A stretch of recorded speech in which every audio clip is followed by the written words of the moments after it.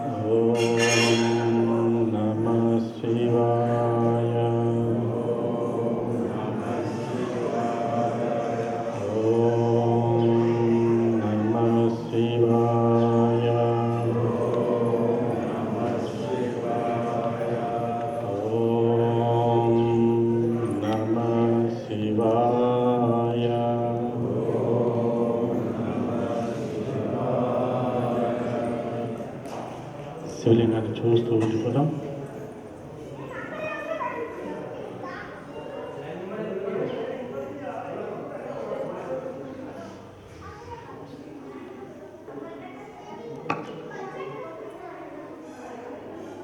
పలుగా కదలకూడదు, రెండే పనులు. ప్రారంభిద్దాం.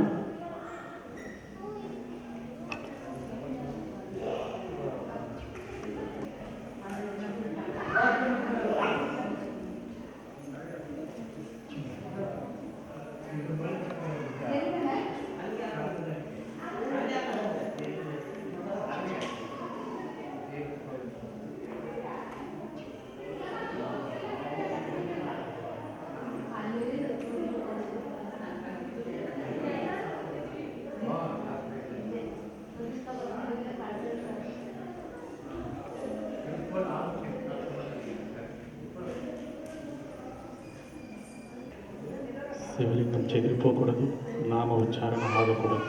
రెండే పనులు.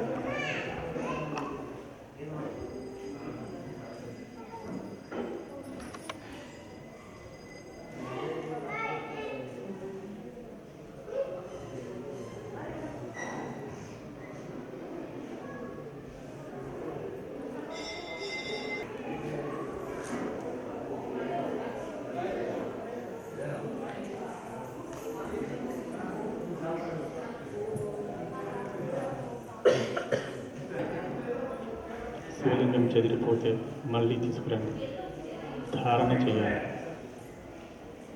పంచాక్షరి నామ ఉచ్చారణ ఆగకూడదు.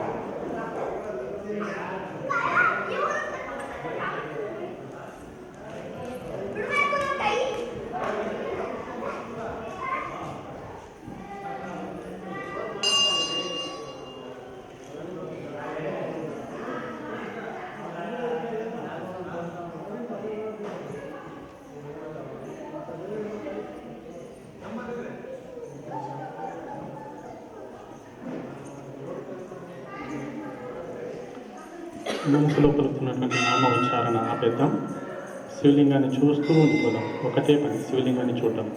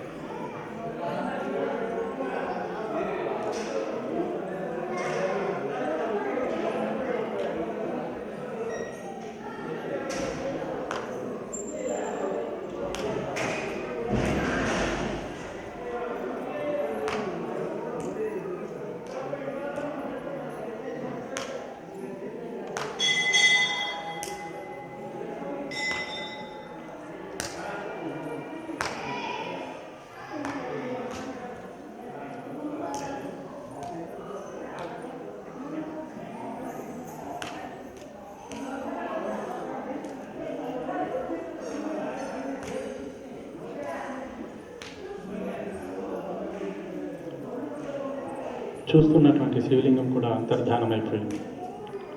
చూస్తున్న కర్త ఉన్నాడు, నిశ్చలత్వం ఉంది. నిశ్చలత్వాన్ని గమనిస్తూ ఉండిపోదాం.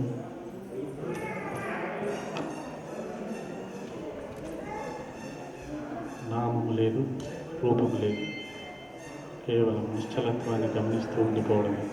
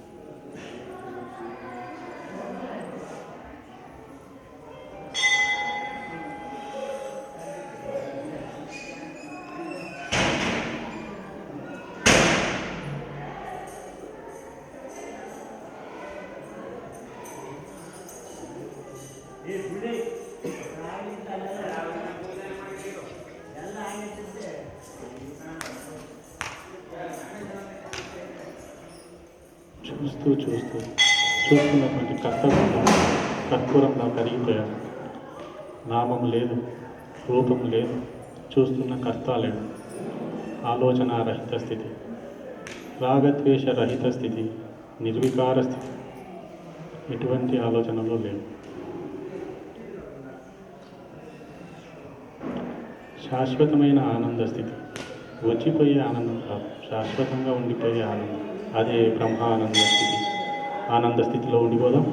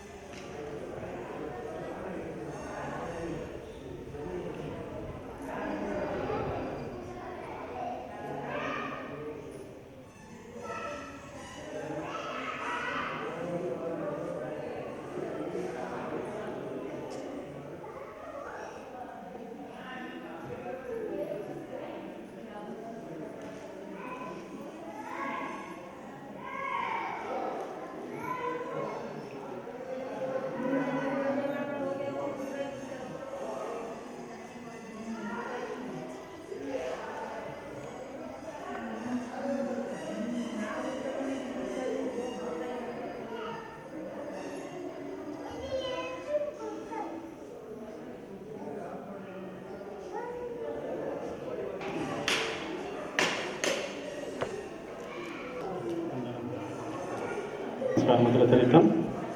సర్వే భవన్ అందరం కలిసి. సర్వే భవంతు సుఖినః తే సంతు నిరామయాః సర్వే భద్రాణి పశ్యంతు మా కశ్చిద్ దుఃఖభాగ్ భవేత్. ఓం శాంతి శాంతి శాంతి.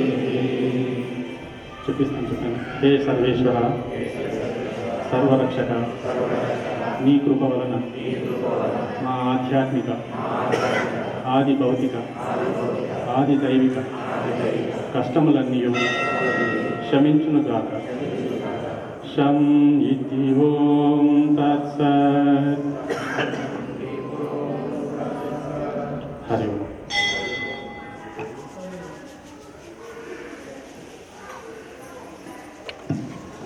రోజు కూడా పాండవనగర్లోని వివేకానంద యోగ థెరపీ ఇన్స్టిట్యూట్లో మార్నింగ్ 5:15 నుంచి 5:45 అర్ధగంట ఓన్లీ మెడిటేషన్ ఉంటుంది. మళ్ళీ నైట్ టైం రాత్రి 8 గంటల నుంచి 8:30 వరకు ఉంటుంది. అక్కడ ఎవరన్నా ధ్యానం అనేది నేర్చుకోవాలనుకున్న వాళ్ళు వచ్చి అక్కడ సాధన చేసుకోవచ్చు. ఇది మొదట మామూలుగా ఏమనిపిస్తుందంటే ధ్యానం అంటేనే అయ్యో మన కార్లే పనిపిస్తుంది. కూర్చొనేదే మనం ఏం చేయడం లేదు. ఏమి విషయాలను వదిలేసి కూర్చొని మనకు కాదనుకుంటుంది. మాట్లాడే చెప్తాము, ఎంతసేపు మాట్లాడుతూనే ఉంటాం. అని హాఫ్ అన్ అవర్ మన కోసమే కదా ఇది. మన కోసం మన మానసిక శారీరక ఆరోగ్యం కోసం చేస్తున్న సాధన. కాబట్టి ప్రయత్నించారు. అడుగు ముందుకేస్తేనే వేయలేదు. నాకు కాదు లేనుకుంటే అక్కడే ఉంటాం. ధ్యానం అనేది అల్టిమేట్ అనుకుని ఆ జ్ఞానాన్ని తీసుకుంటూ రోజు ప్రాక్టీస్ చేస్తూ కొద్దిగా ముందుకు వెళ్ళచ్చు. అంతేగాని నాకు కాదనుకుంటే ఒక్క మట్టి వెనుక తిరుగుతుంటాం. ముందుకు పోయేదానికి అవకాశం ఉండేది. ధ్యానం అల్టిమేట్. ఆ లెవెల్లో పోతూ ఉండాలి. జ్ఞానం నేర్చుకోవాలా, మార్చుకోవాలా. మనసు బయటకు పోతుంది. ఖచ్చితంగా ప్రతి ఒక్కరు కూడా మనసు బయటకు వెళ్తూ ఉంటుంది. వెళ్ళిపోయిన మనసును తీసుకురావాలి. అదే మన సాధన అంతా ఉండదు. ప్రాక్టీస్ అంటే అదే సాధన. అంటే మనసు వెళ్ళిపోతుంది. ఓ నా మనసు వెళ్ళిపోయింది, తీసుకురావాలి. అలా ఎన్ని మార్లు కావు. 1 మార్కు, 10 మార్లు, 100 మార్లు, 1000 మార్లు కాదు, తగ్గించుకుంటూ అది సాధన. కాబట్టి యోగ సాధనలో ఉన్న మనం అందరూ కూడా ఇంకొద్దిగా ఒక అడుగు ముందుకు వేసుకుంటూ వెళ్తుంటే మనకి ఒక మంచి ఆరోగ్యాన్ని, మానసిక ఆరోగ్యం, ముఖ్యంగా శారీరక ఆరోగ్యం కంటే చాలా అవసరపడుతున్నది మానసిక ఆరోగ్యం కోసం. డబ్బు ఉంటుంది, అన్నీ ఉంటుంది. మనసులో ఏదో టెన్షన్, అనవసరమైన ఆలోచన ఆ తొలగించేదానికి ధ్యానం అనేది చక్కగా ఉపయోగపడుతుంది. Okay, thank you. కూర్చునండి, భజన చేద్దాం. శివాయ నమో ఓం. చెప్పండి. శివాయ నమో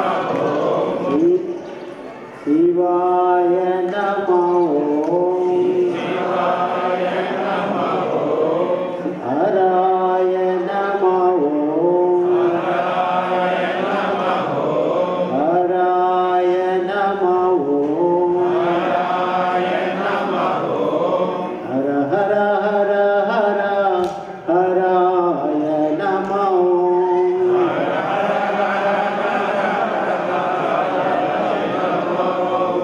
హర హర హర హర హరాయ నమో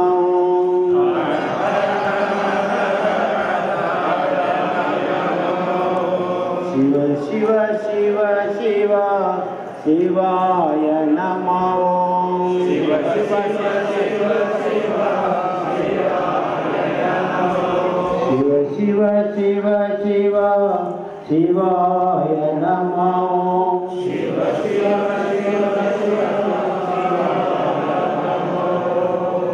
శివాయ నమో హరాయ నమో శివాయ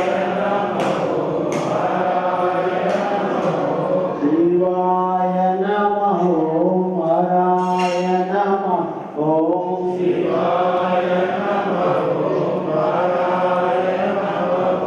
శివ శివ శివ శివ శివాయ నమో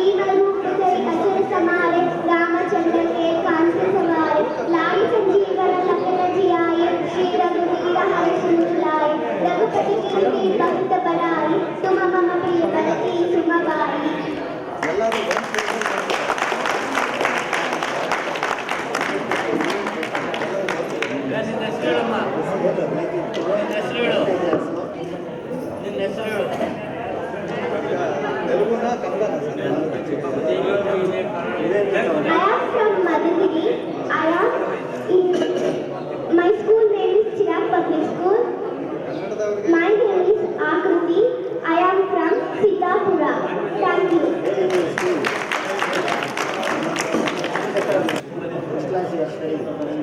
I am studying in 4th Yamuna class.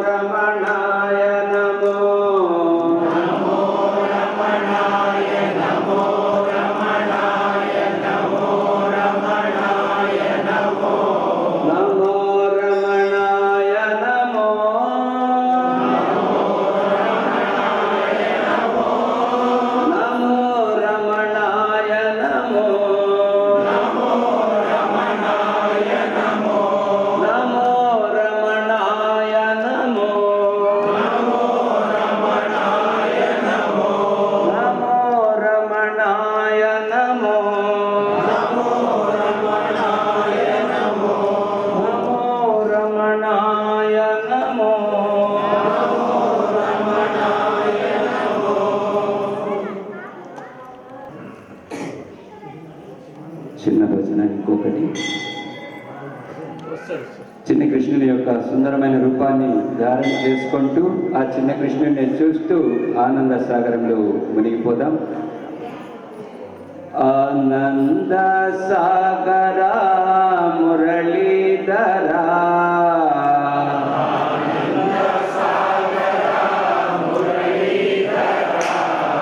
ఆనంద సాగరా మురళీధరా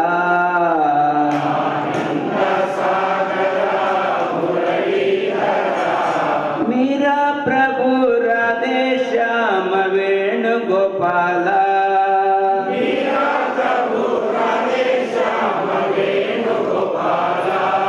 మీరా ప్రభు రాధే శ్యామ వేణుగోపాల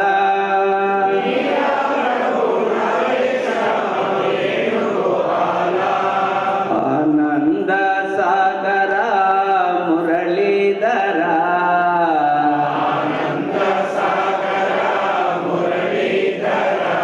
మీరా ప్రభు రాధే శ్యామ వేణుగోపాల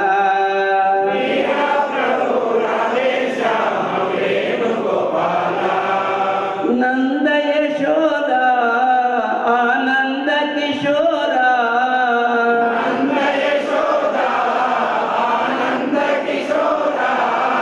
నంద యశోద ఆనంద కిశోరా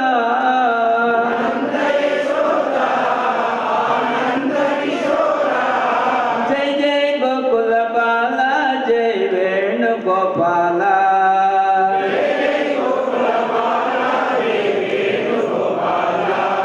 జై జై గోకుల బాల జై వేణుగోపాల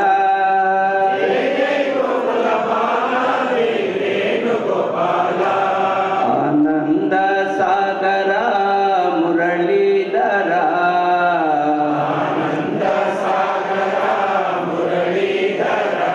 మీరా ప్రభు రాధే శ్యామ వేణుగోపాల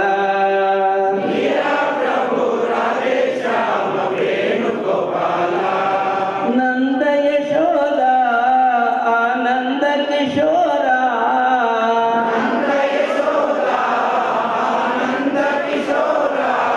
జై జై గోకుల బాల జై వేణుగోపాల జై జై గోకుల బాల జై వేణుగోపాల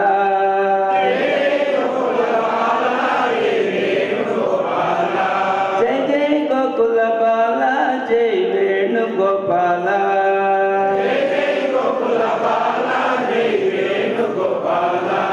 ఆనంద సాగరా మురళీధరా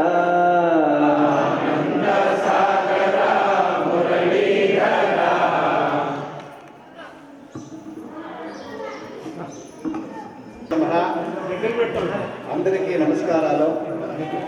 మీరందరూ ఈరోజు ఈ క్షేత్రానికి, ఈ స్వామి సన్నిధికి మీరందరూ వచ్చి స్నానాలు అంతా చేస్తుండేది ఈ క్షేత్రంలో ఒక విశేషంగా జరిగింది అని నాకు అనిపించి ఉన్నాను.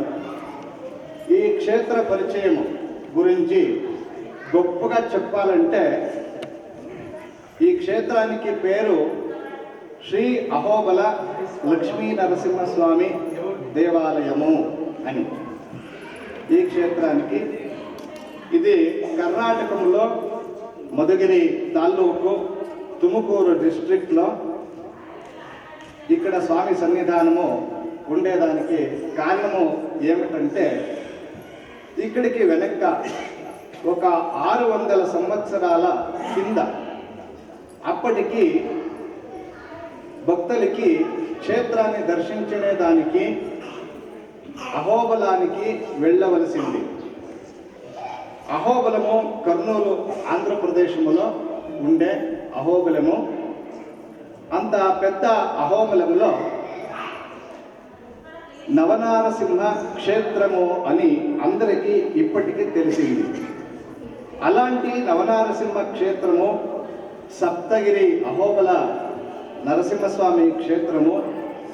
కొండ మీద నరసింహస్వామి ఉండే అలాంటి క్షేత్రానికి కర్ణాటకంలో ఉండే భక్తాదులు వాళ్ళందరూ సహా ఆంధ్రప్రదేశ్లో ఉండే నరసింహస్వామిని దర్శించునే దానికి వ్యవస్థలు లేదు. ప్రయాణం చేసేదానికి వాహన సౌకర్యాలు అప్పటికి లేదు. విద్యుత్ శక్తి గురించి ఎవరికి ఏమీ మాహితి లేదు. అలాంటి సమయంలో కర్ణాటకంలో ఈ తుముకూరు ప్రాంత్య ఈ క్షేత్రంలో ఉన్న భక్తాదులకి మేమందరూ అహోబలానికి వెళ్ళేదానికి అవకాశం లేదు కదా.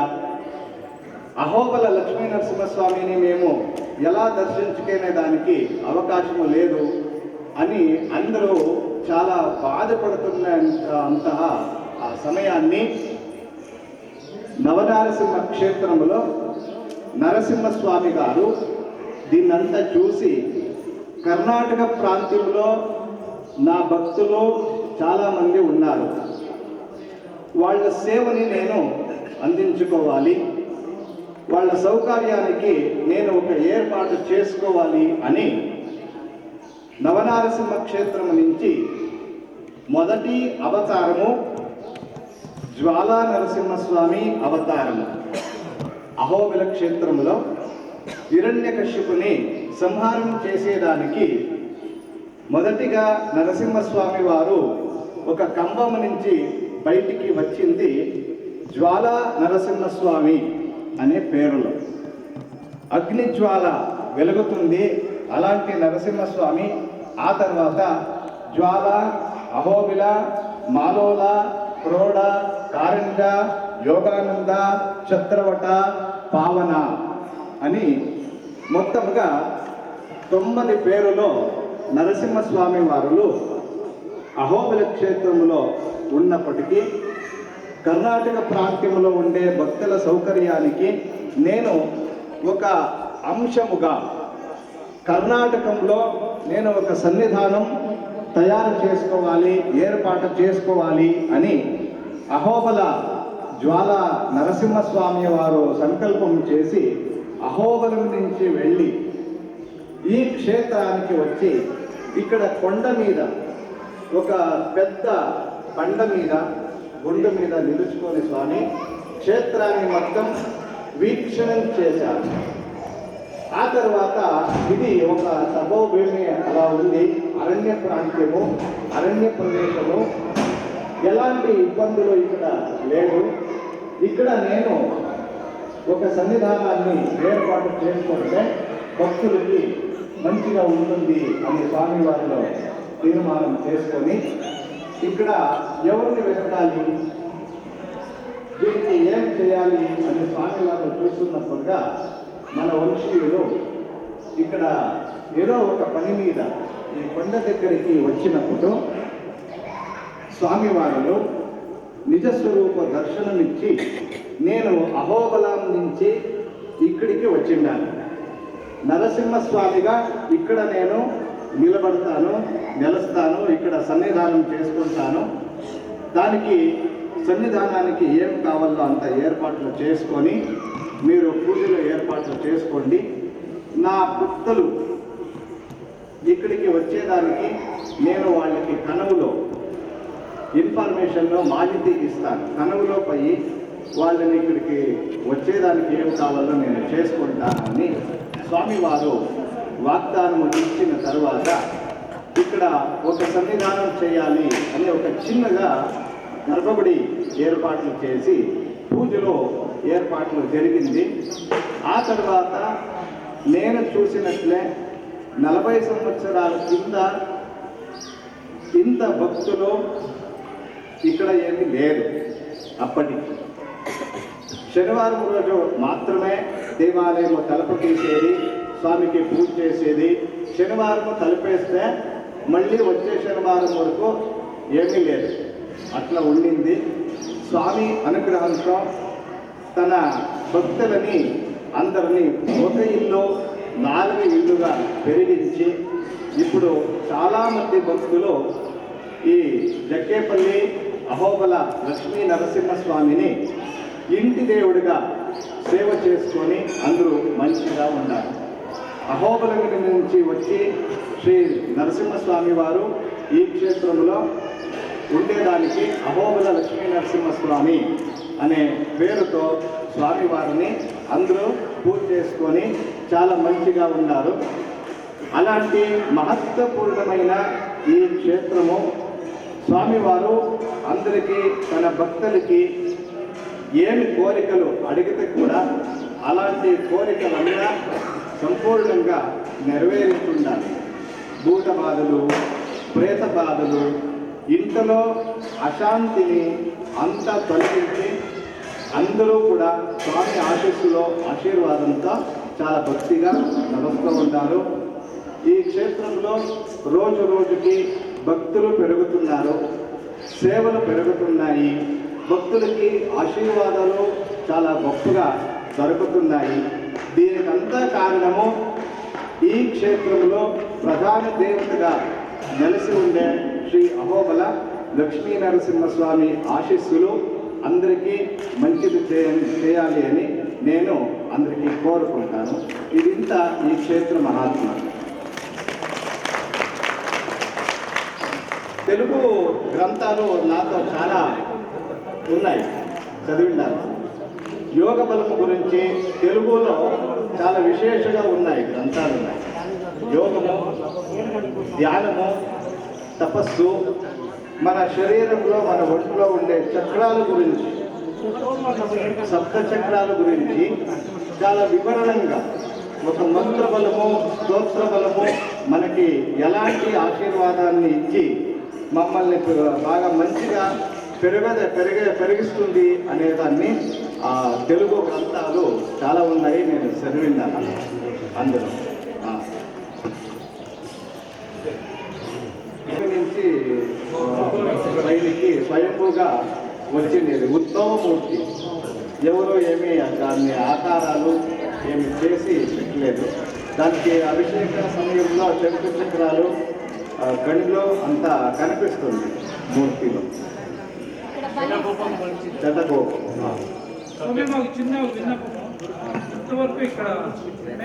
క్షేత్రపాలకుడికి వెనకాల ఉండే భూతప్ప గుడి, ఆ భూతప్ప గుడి కోసం దాన్ని ఆ క్షేత్రపాలకుడికి భోజనం కావాలి కదా.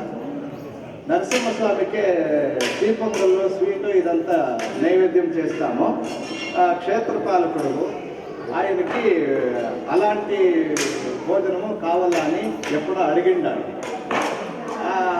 ఆయన క్షేత్రపాలకుడు మళ్ళీ క్షేత్రపాలకుడి వాళ్ళ సేవకుడు పరివారం, క్షేత్రపాలక పరివారానికి అలాంటి బలి అదంతా ఇస్తారు. అది మొదటి నుంచి ఇక్కడ అలవాటు ఉంది. నరసింహస్వామికి దానికి ఏమీ ఇది లేదు, సంబంధం లేదు. నరసింహస్వామి అనుమతి అనుగ్రహానికోసరమే ఒక తీర్థ ప్రోక్షణం చేసేదానికి ఇక్కడికి తీసుకొని వస్తారు, అంతే. తీర్థ ప్రోక్షణం అంతే.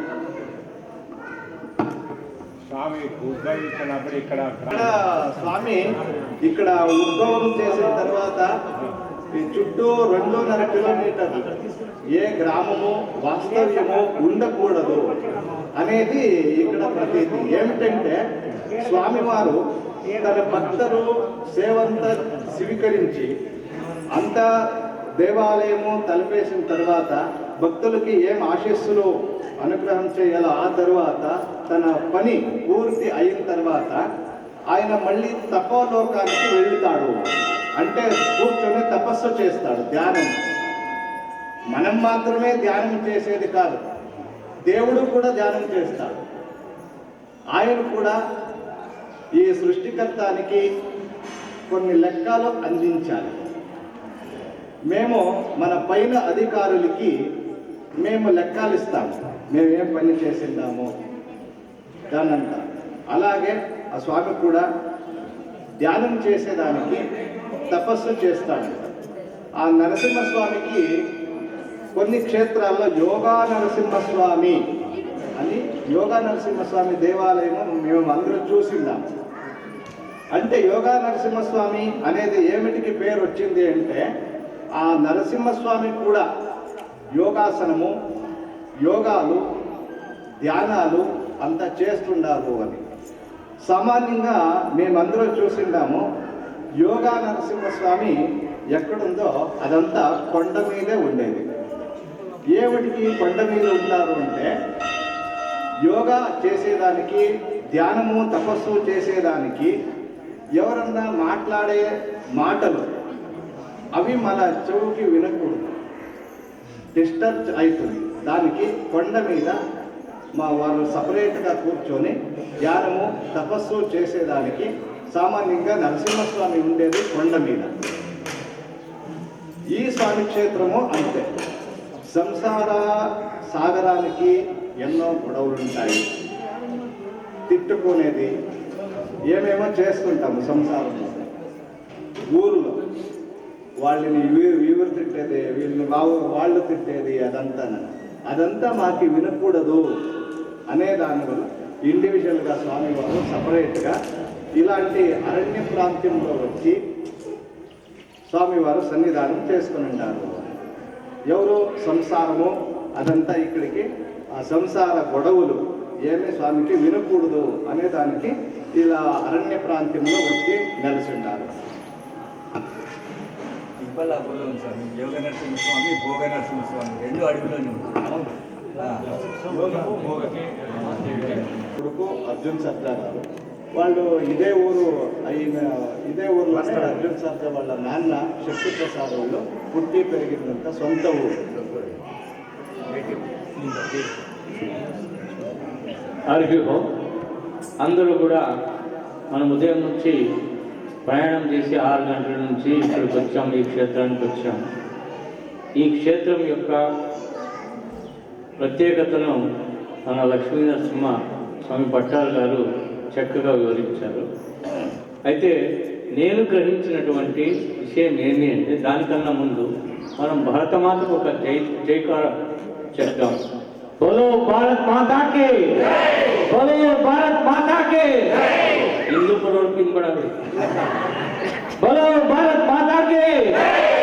థ్యాంక్ యూ, చాలా యాక్టివ్గా ఉన్నారు. ఏం కాలేదు.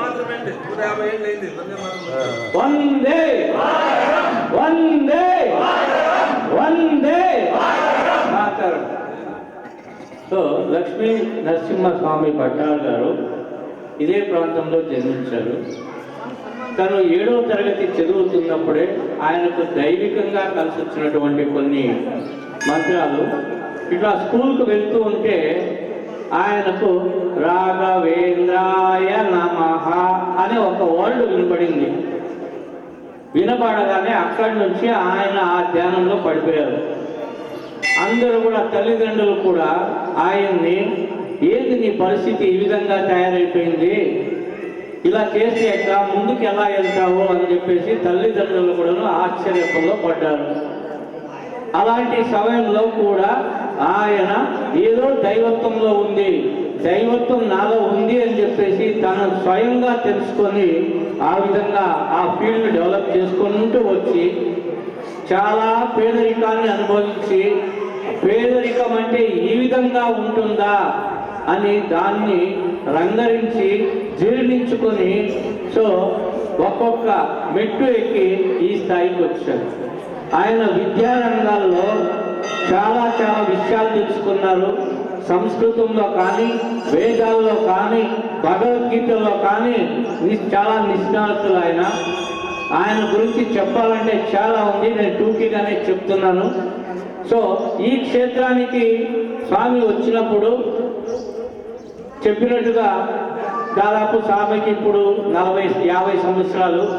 1975 సంవత్సరంలో జన్మించారు. ఆయన జన్మించిన తర్వాత ఆయన 7వ ఏటనే ఆయనకు ఆ దైవత్వం కలిసి రావడం, ఆ విధంగా దైవత్వం మీదనే ఆయన ముందుకు వెళ్ళడం. సో ఆయనకు కష్టాలు అన్నీ కాక అన్నీ కూడాను చివరికి ఆ దేవుడు ఈయన సేవ చేసుకోవడానికి ఒక అవకాశం ఇచ్చారు. వీళ్ళ పూర్వీకుల నుంచి వీళ్ళ వంశస్థులే ఈ దేవస్థానాన్ని పూజిస్తున్నారని చెప్పేసి నాకు తెలియవచ్చింది. తర్వాత మనం చాలా దైనందిన జీవితంలో మేము చూస్తుంటాం, యోగా అంటే ఏమి చెప్తే కానీ మనకు అర్థం కాదు. చెడ్డగోపం పెడతారు, చెడ్డగోపం ఏదో వెళ్తాము, మంగళారతి ఇస్తారు, మనం దక్షిణ వేస్తాము, అయిపోయిన తర్వాత వచ్చి షటగోపం పెట్టేస్తారు. ఏదో పెట్టినారని చెప్పేసి మనం వెళ్తాం. ఆ షటగోపం అంటే ఏంటి, షటగోపం వల్ల ప్రత్యేకత ఏంటి, దట్టు కూడా ఈరోజు శనివారమే ఈ స్వామికి ఎంత పూజ చేయాలి అనే దాని మీద చాలా చరిత్ర ఉంది. స్వామి గారికి ప్రాణాయామం గురించి ఇందాకనే మాట్లాడుతూనే చెప్పారు, చక్రాల గురించి చెప్పారు, ప్రాణాయామం, ధ్యానం అన్నీ కూడా స్వామి గారు చాలా చక్కగా కానీ జస్ట్ అవుట్లైన్ ఇచ్చారు. మనం ఈ సత్సంగం యొక్క ముఖ్య ఉద్దేశం ఏమిటంటే ఆ స్వామి నోటి ద్వారా ఆ అహోబిళ లక్ష్మీ నరసింహస్వామి వాక్కుగా స్వామి ద్వారా మనకు కొన్ని విషయాలు తనకు తెలిసినటువంటి జ్ఞానాన్ని మన దగ్గర పంచుకుంటే చాలా బాగుంటుంది. ఆ స్వామి ద్వారా మనకు చాలా జ్ఞానాన్ని ప్రసాదించాలని చెప్పేసి అందరినీ కూడా సావధానంగా వినాలని చెప్పేసి కోరుకుంటూ ఈ స్వామి గారికి ముందు షటగోపం అంటే ఏమి అనే విషయాన్ని చెప్తూ మిగతా విషయాలన్నీ కూడా చక్కగా వివరించాలని చెప్పేసి కోరుకుంటున్నాను మీ అందరి తరఫున.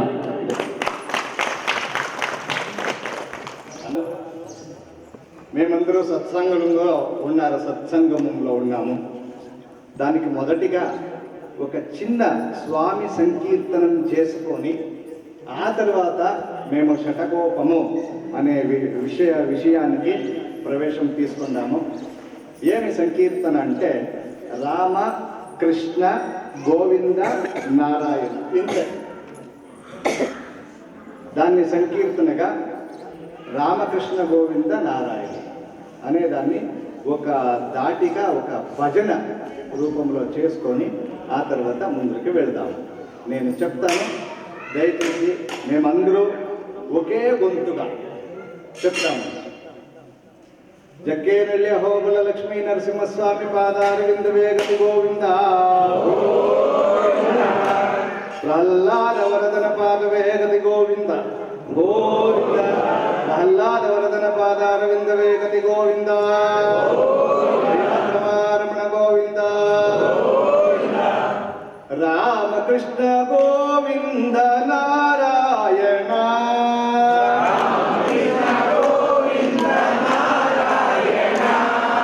రామకృష్ణ గోవింద నారాయణ,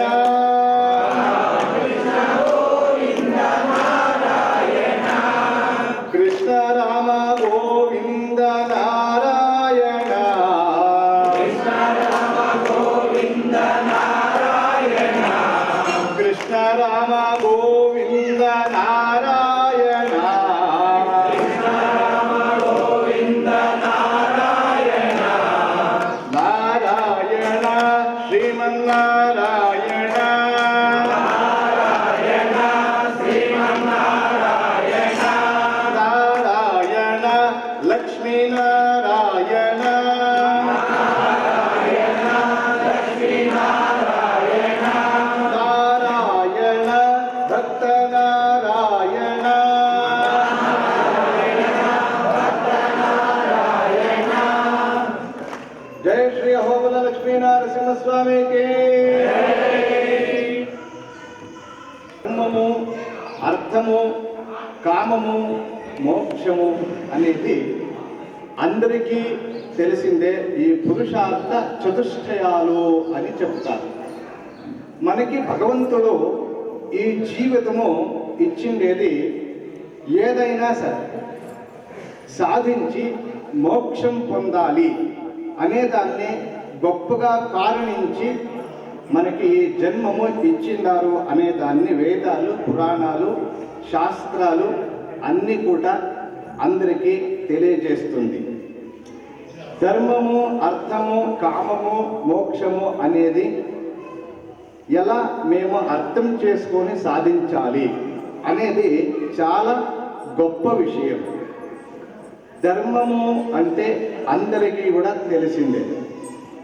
అర్థము అంటే మన జీవితంలో మేము సాధించే ధనము, డబ్బులు, మన ఆస్తులు, మన నగలు, ఇదంతా ధనము. ధర్మ అర్థ. కామము అంటే మనకి ఏం కావాలి, ఆశలు, అది కావాలి, ఇది కావాలి అనేది ఏం కోరికలు ఉంటుంది. శారీరక వాంఛలు మాత్రమే కామం కాదు. మనకి డబ్బు కావాలి అనేది ఒక కామము, నగలు కావాలి అనేది ఒక కామము, నేను బాగా చదవాలి అనేది ఒక కామము, మనకి ఒక గొప్పమైన ఉద్యోగం కావాలి అనేది కూడా ఒక కామమే. మొత్తంగా దీన్నంతా కామం అంటారు. ఆ తర్వాత మోక్షము మనందరికీ కావాలి. అయితే దాన్ని మేము పొందడానికి భగవంతుడు మమ్మల్ని పరీక్షగా పెడతాడు. ఆ పరీక్షగా పెట్టిన తర్వాత మేము ఆ భగవంతుడు మన మీద పెట్టే పరీక్షల్లో మేము గెలువు సాధించాలి, మేము గెలించాలి అంటే ధర్మంగా అర్థము సంపాదించి మన జీవితము సంపాదనలు ధనలు దీన్నంతా ధార్మికంగా సంపాదన చేసి సంపాదన చేసిన ధనాన్ని మోక్షానికి అడ్డంకులు రాకుండా సద్వినియోగం చేసుకునే దాన్ని ఒక సాధన అని చెప్తారు. దాన్ని సద్వినియోగం చేసుకుంటూ వస్తే అంత్యకాలంలో అందరికీ మోక్షము ఖచ్చితంగా వస్తుంది అని భగవంతుడు భగవద్గీతలో చెప్తాడు. అపిచేత్ సుదురాచారో భజతే మాం అనన్యవాక్ సాధురేవ సమంతవ్య క్షిప్రం భవతి కర్మాత్మ శాంతిం నిగచ్చతి కౌంతేయ ప్రతిగాని నమే భక్త ప్రణశ్యతి అని భగవద్గీతల్లో అర్జునుడికి కృష్ణుడు వ్యాఖ్యానం ఇస్తాడు. ఇందులో ఏం చెప్తున్నాడు కృష్ణుడు అంటే, అర్జున మే భక్త నా ప్రణశ్యతి అని.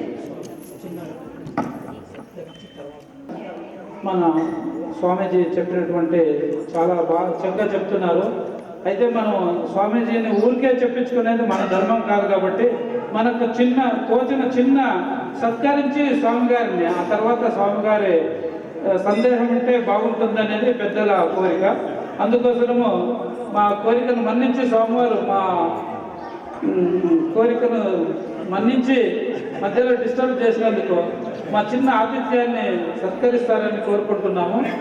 అందరూ అనుమతితో స్వామివారికి చిరు సత్కారం చేయాలని కోరుతున్నాం.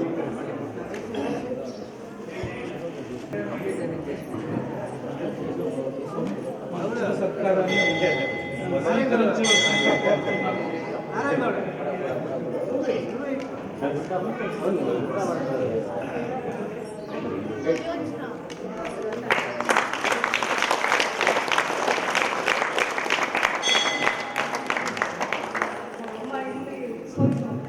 స్వామి గురించి ఒక విషయం చెప్పడం, కార్తీక వన భోజనం పెట్టాలనే కార్యక్రమం అనుకున్నప్పుడు ఎక్కడ పెట్టాలి అని చెప్పేసి అనుకున్నాం. మనసులో అనుకొని సరే చెప్పేసాం కదా, మా ఊరికన్నా రండి, లేకపోతే మా వీళ్ళ దగ్గర ఊరికన్నా రండి, నేను మంచి ప్లేస్లు చూపిస్తాను అని చెప్పేసి ఇంక విచారించిన. ఇక్కడ దగ్గరలో ఏమున్నాయి, మా విలేజ్ కూడా చాలా 18 కిలోమీటర్ల దూరంలో ఉంటుందండి, అయినా కూడా నాకు తెలియదు. సో లాస్ట్ ఇది అనుకున్న తర్వాత ఏమైంది, సరే వెళ్దామని చెప్పేసి మాట అయితే ఇచ్చాను మీకు అని చెప్పేసి వచ్చాను. వస్తే ఆ రోజు ఎంత ఆశ్చర్యం వేసింది అంటే, జస్ట్ ఆ టర్నింగ్లో మీరు బస్ తిప్పారు కదా, అక్కడికి రాగానే ఒక టీవీఎస్ వచ్చింది. నేను స్లో చేసా బండి, వెనకాల స్వామి ఉన్నారు. వస్తే నేను గుడికి ఎట్లా దారి అని చెప్తే ఇట్లా, మీరు ఎవరు అన్నారు, ఇట్లా అంటే సరే. సో స్వామి నేను లేదు అర్జెంట్ వెళ్తున్నాను, సిరాకు వెళ్తున్నాను అన్నాను. లేదు స్వామి మేము ఇట్లా ఒక కార్యక్రమాన్ని పెట్టుకున్నాము, మీరు ఖచ్చితంగా రావాలి అక్కడికి అంటే ఫ్రెండ్ ఏం చెప్పేసి మళ్ళీ వెనకాలకు వచ్చాను. వచ్చిన తర్వాత ఇక్కడ చూసిన తర్వాత నేనైతే నాకు నచ్చింది. వచ్చి ఇంకా స్వామితో మాట్లాడితే ఆయన విషయాలన్నీ బయటకు వచ్చాయి. సో ఇప్పుడు స్వామి ఆయన వాక్కులుగా మాకందరికి కూడా తెలియజేయాలని చెప్పేసి కోరుకుంటున్నాను.